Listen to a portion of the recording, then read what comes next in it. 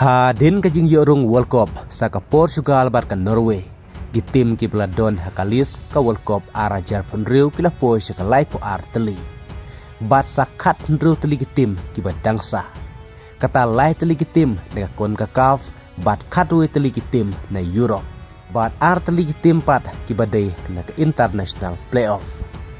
Henry hadu mentah ka kat new tarik November arajar pusan.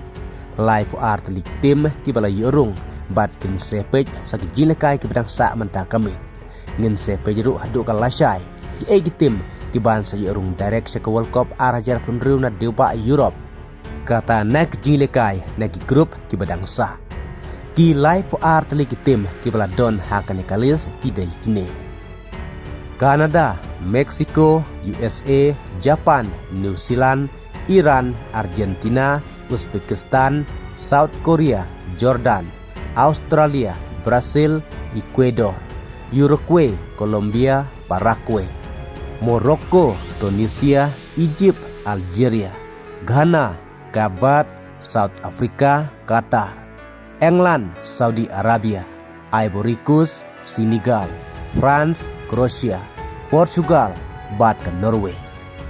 Kumta na kajinya kini bandrung syaka World Cup na kadeuba Europe tongen setang ap di ulasya ke sini.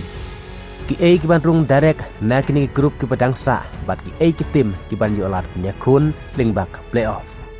Namar na deuba Europe kat art ligi tim ki wan ningkong na kini kat art ligi grup kendrung direct syaka World Cup arajar punriu kat batang Sautli ki best runners up ken yolat penyakun lingbak playoff.